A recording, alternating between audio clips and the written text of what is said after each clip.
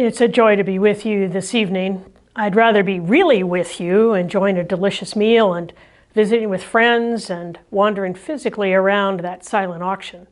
I am grateful, however, for this technology that brings us together this evening. Back in the pre-COVID days, I was driving west on Route 22 just past the Lehigh Valley Mall, and I saw one of those billboards with a picture of Malala, the Nobel laureate Pakistani woman who stood for female education. It said, "Girls should learn history and make it." Moravians have learned history and been making it for over 500 years. Laurel Thatcher Ulrich, not Eleanor Roosevelt, said, "Well-behaved women seldom make history."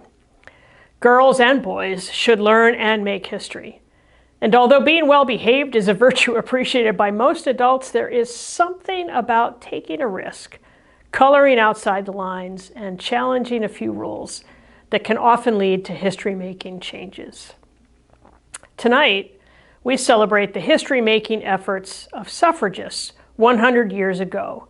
They knew their history, and they broke a few rules along the way, and history was made. I submit to you, however, that few people, regardless of gender, get up one day and declare, "Today I'm going to make history."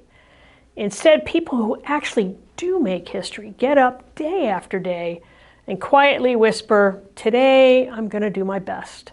Show up, be faithful, live with integrity, follow my North Star, my passion, my values." Rosa Parks didn't plan that day to sit in the front of the bus. Susan B. Anthony didn't plot out a course toward fame.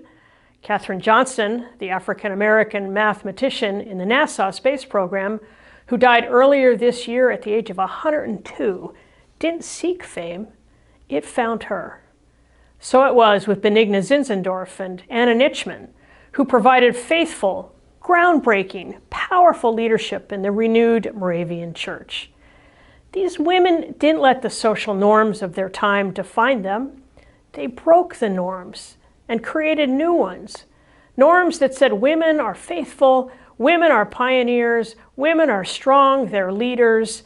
They didn't set about to break any norms. Rather, they followed God's call in their lives and went where God led. So it was with Kay Ward in 1998, who became the first female bishop to be elected in the worldwide Moravian Church. So it is with people like me, the first woman elected president of the Provincial Elders Conference of the Moravian Church, Northern Province, now in my third four-year term. None of us planned to make history.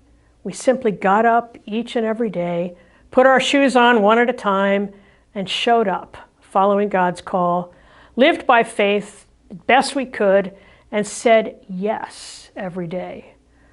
On the road heading up to my summer cottage in Vermont, there's a small sign outside a small house in Bentonville, New York that says, "Early Childhood Home of Susan B. Anthony." When do you suppose that sign was put up? Was it when Susan was a little girl, or was it rather after she made history? I know that as Election Day approaches in November, I am grateful for the courage of Susan B. Anthony and others who took risks so that I can vote. I'm grateful to Benigna and Anna and Rebecca Proughton and Mary Matz and Blair Couch, who took risks so that I could be ordained and serve the church in my current role. In 20, 50, or 100 years from now, who will be grateful to you for making history and paving the way for someone you may not even have met yet? The Moravian Historical Society exists to teach and preserve history so that all of us might be ready to make history. What are you doing now? How are you living today that might be making history simply because of who you are? And how might you be open to coloring outside the lines so that you're free to take some risks that might change the course of history for you, personally, and for all of us here together? Thank you. Congratulations to the Moravian Historical Society, and God bless.